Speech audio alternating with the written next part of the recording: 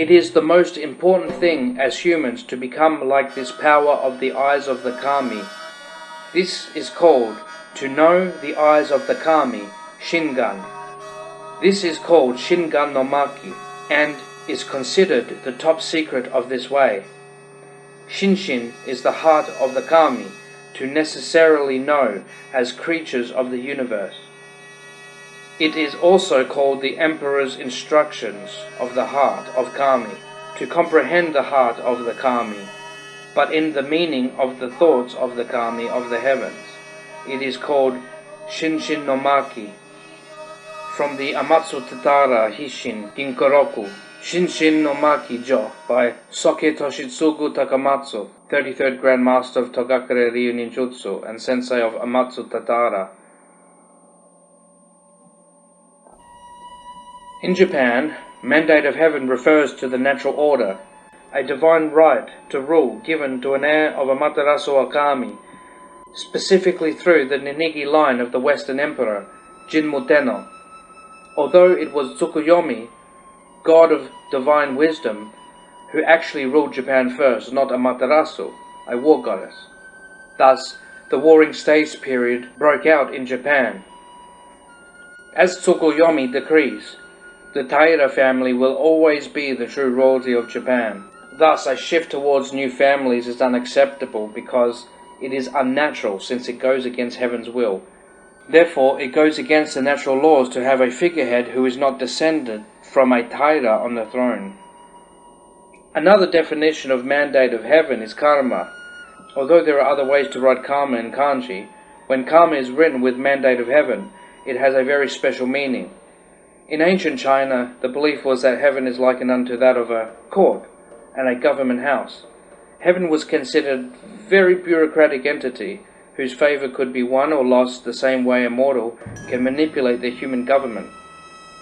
In accordance with the original foundations of Zipang, it is understood that heaven is a primal force that manifests itself through natural law. The Shinto deities are a manifestation of primal forces. Once Amaterasu took control of Japan, and the Izumo deity stood aside, the offspring of Amaterasu usurped the right to rule Japan through her black flame. Thus, when Amaterasu took control of Japan, her chosen heirs, the Ninigi line, would always, by her own decree, be the rulers of the country. The true emperors of Zipang never ruled by the law of government, the laws of mortals, or human decree. They ruled by natural divine order. This is the meaning of mandate of heaven in accordance with the original foundations of Zipang, which is in opposition to the Chinese variant. China and India are not ruled by divinity, because they are ruled by normal humans who happened upon power with possible assistance from various other worldly beings. Thus, there is no natural order in China and India regarding who must be the divine ruler. In Japan, the natural order, the mandate of heaven, requires that heirs of the Taira clan be the rulers, because Japan is a divine country, therefore it must have divine rulers and leaders. The mandate of heaven is meant to convey a sense of natural order based on primal forces, not power won by deals with corrupt heavenly beings or through earthly exchanges. Therefore, mandate of heaven has a very special meaning of karma in accordance with the original foundation of Zipang. The natural order of things is natural cause and effect. Thus, the mandate of heaven refers to the natural order that encompasses cause and effect. In terms of the natural order, all experiential reality, the universe and beings that inhabit the universe, is built upon natural laws and cause and effect interplay between these laws. The cause and effect interplay between these laws is the world, and the movement or motion contained within is in regard to the actions of living beings. Thus, the self-perpetuating cycle of action and reaction governs the outcomes in one's life. The results are not random and are instead based on natural laws. This is cause and effect, karma, and the mandate of heaven from the Japanese perspective. The lifespan definition is often used by samurai, shinobi, and onmyoji when referring to their own inevitable deaths. Thus, one's lifespan is limited to these factors. If the dynamics of the natural order determines and limits one's lifespan, a bushi, warrior, can only expect to live so long as their lifespan can continue based on these natural laws of cause and effect. Therefore, victory or defeat in battle is simply due to the lifespan of a bushi reaching its end in this self-perpetuating cycle. Yet deities have been deceiving.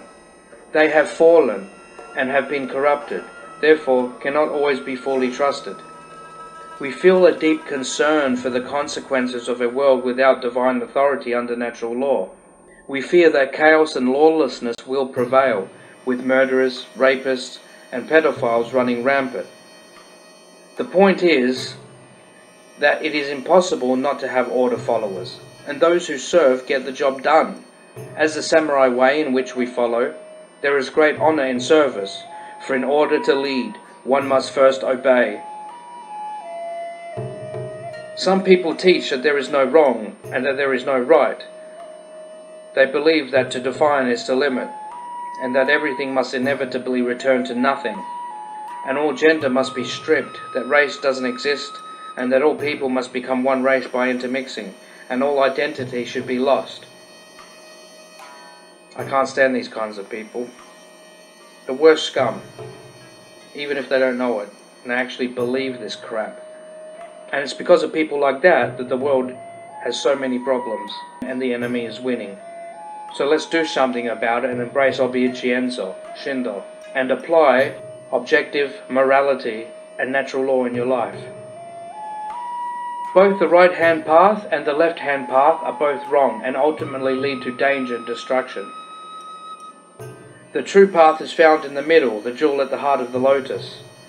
Under natural law there is a right and there is a wrong. Objective truth exists inherently in the universe, and morality is objective. All blunders against natural law come down to theft.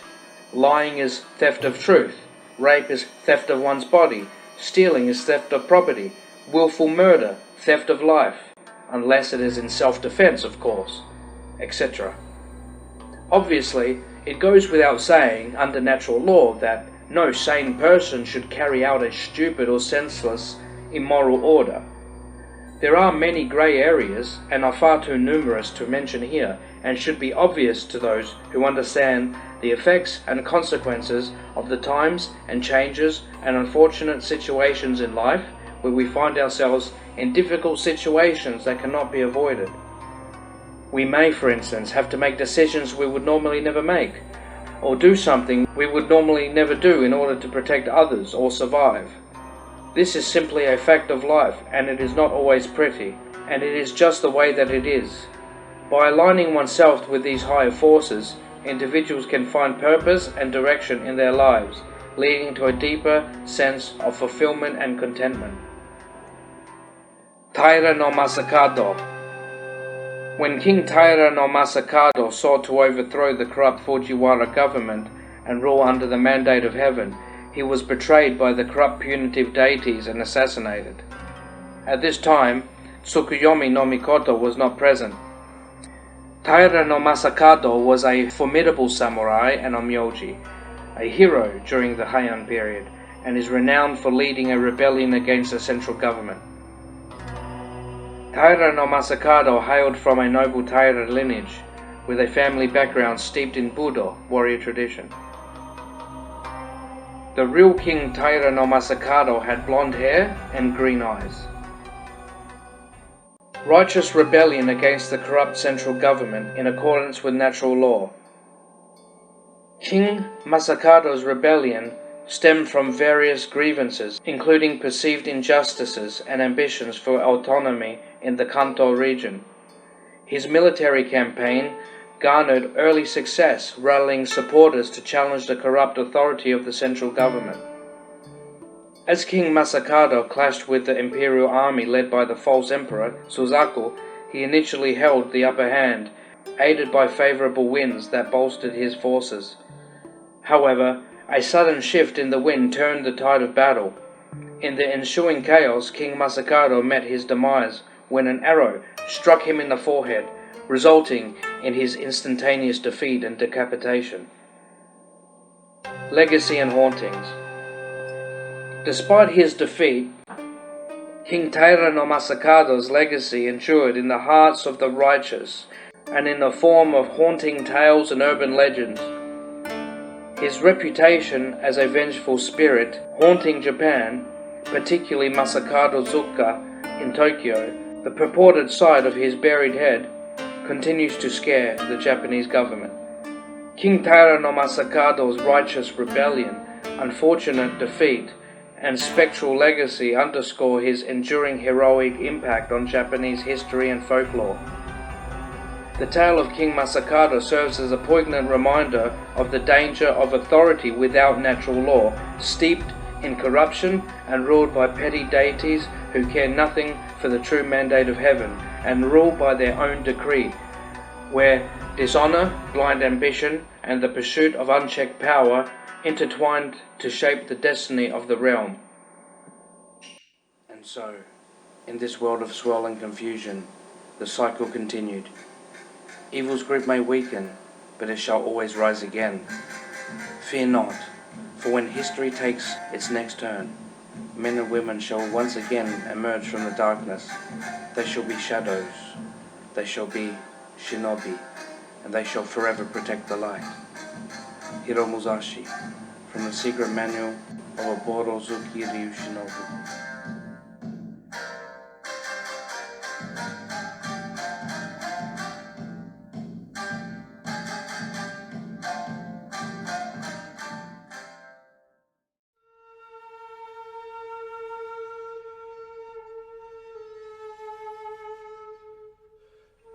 Thank you.